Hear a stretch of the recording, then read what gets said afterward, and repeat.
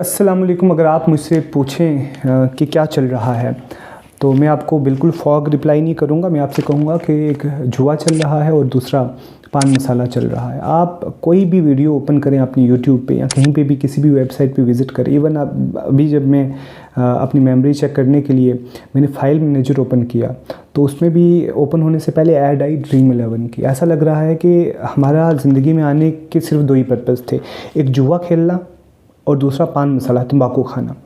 देखें, हम अपनी ज़िंदगी में आइडियल्स बनाते हैं, है ना। हमारे बच्चों के आइडियल्स होते हैं, जो चीज़ें हम देखते हैं उनको फॉलो करते हैं। आप देख लीजिए कि फ़ैशन इंडस्ट्री पूरी की पूरी किस पे चलती है इंडिया में?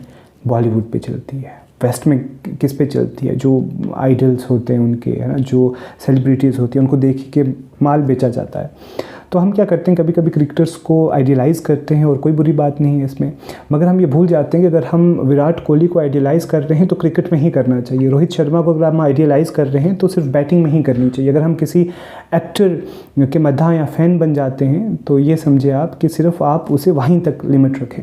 मगर ऐसा होता है कि डे टू डे लाइफ में ये सारे सेलिब्रिटीज़ या इसके अलावा और भी या किसी भी इंडस्ट्री से, जो ज़रूरी नहीं है, सोशल मीडिया पे कुछ इन्फ्लुएंसर्स होते हैं, वो हमारी पूरी ज़िंदगी इन्फ्लुएंस करने लगते हैं। और उस इन्फ्लुएंसेस के पॉजिटिव इम्पैक्ट हो सकते हैं, मुझे नहीं मालूम, बट नेगेटिव बहुत सारे इम्पैक्ट होते हैं।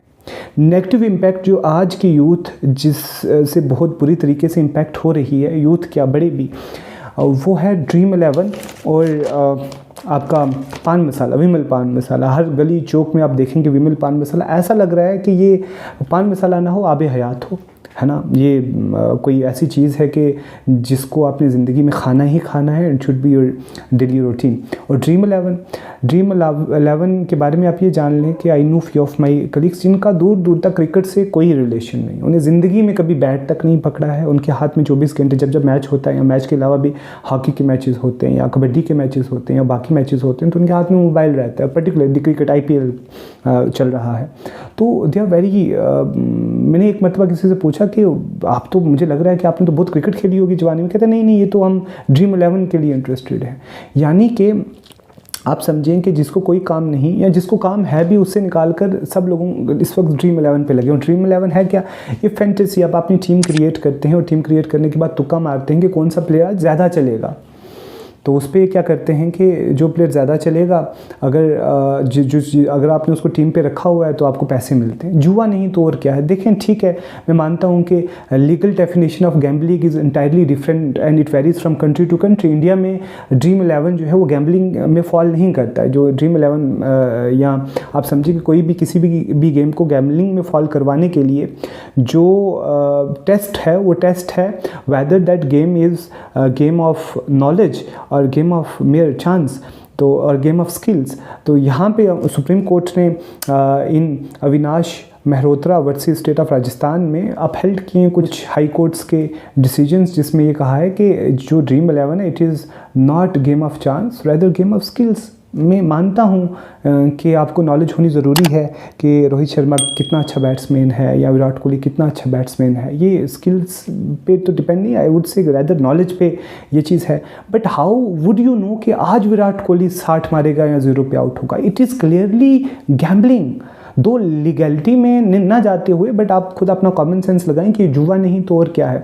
और आप इमेजिन करें कि हमारे मुआशरे में इरिस्पेक्टिव ऑफ रिलीजन, देखें इस्लाम की डेफिनेशन के हिसाब से ये dream 11 is a clear gambling. ठीक है, वो तो हराम की कैटेगरी में आ जाएगा। आप किसी भी मुफ्ती से पूछ लीजिए, मैं मुफ्ती नहीं हूँ, कि ये गैम्बलिंग है या नहीं। आप उसको समझाएं टर्म्स एंड कंडीशंस, देखें वो आपको क्या बोलते हैं। ठीक, पहली बात। और दूसरी बात ये कि किसी भी मुआशरे में इरिस्पेक्टिव ऑफ रिलीजन्स अगर 3 जो चीज़ें बुरी समझी जाती हैं हमारे माशरे में, वो क्या है? वो तंबाकू है, वो शराब है, वो जुआ है।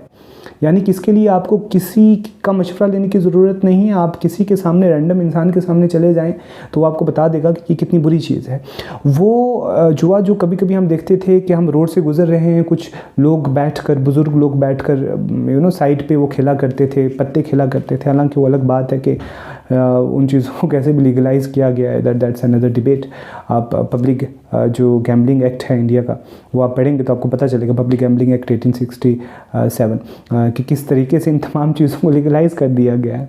ठीक है, रम्मी भी जो है वो गैम्बलिंग में फॉल नहीं करती है, हॉर्स पे जो बेट लगाई जाती है वो भी गैम्बलिंग में फॉल नहीं करती है। क्यों? क्योंकि आपको नॉलेज होनी चाहिए घोड़ा कौन सी ब्रीड का है, और sort of reason is this. और वहीं पर दो मुर्गे अगर गली में आपस में लड़वाए जा रहे हैं वो गैम्बलिंग है, और दो घोड़े आपस में रेस कर रहे हैं उस पर बेट लगाना गैम्बलिंग नहीं है। क्योंकि तो फिर ये तो बोलें, ये भी अगर इसमें भी तो नॉलेज की ज़रूरत है, कौन सा मुर्गा किस ब्रीड से ताल्लुक़ रखता है, तो ये भी उस हिसाब से फिर लोग है। Everything can fall under the ambit of game of skills as per these logics.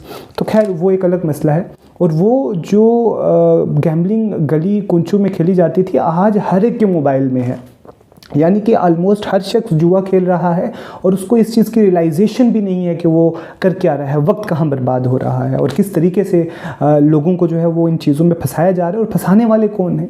हमारे आइडल्स। कौन एड्स देता है, कौन प्रमोट कर रहा है? आमिर खान, रोहित शर्मा, अश्विन, हार्दिक पांड्या, ये आइडल्स हैं। हमारे बच्चे जो हैं वो बड़े हो रहे हैं इन लोगों को देखकर। तो हाउ कैन यू इमेजिन कि आपके बच्चे जिन लोगों को अपना हीरो समझ बैठे हैं वो किसी चीज़ की तरफ बुला रहे हैं और वो इन्फ्लुएंस नहीं होंगे, है ना? हमारे बच्चों के तो हेयर स्टाइल्स पे इन्हीं लोगों को देख के रखे जाते हैं। तो वो इतने दिन में अगर आप यूट्यूब ओपन कर रहे हैं और आप अगर 4 घंटे देख रहे हैं और 4 घंटे में 50 मरतबा आपका हीरो आपके बच्चों को आकर बोलता है कि let's come and play dream 11, तो वैसी बात है कि कहीं ना कहीं अनकॉन्शियसली वो बच्चा उस तरफ अट्रैक्ट होगा ही होगा। देखिए 2016 में ड्रीम 11 शुरू हुआ, आज 15 करोड़ लोग इसे खेल रहे हैं इंडिया में। 15 करोड़ लोग, कैन यू इमेजिन? 15 करोड़ लोग। बेहतर होता कि ग्राउंड्स में निकल कर खेलते, उसके अपने फ़ायदे हैं। जुआ खेल रहे हैं 15 करोड़ ऑनलाइन लोग जुआ खेल रहे हैं। उसके बाद ये इंडस्ट्री इतनी बड़ी इंडस्ट्री बनती जा रही है, अभी तो 34,000 करोड़ के आसपास है, 34,600 करोड़ के आसपास। बट इट इज़ एस्टिमेटेड कि near future it can go up to 1,65,000 crore, यानी इतनी बड़ी इंडस्ट्री बन रही है।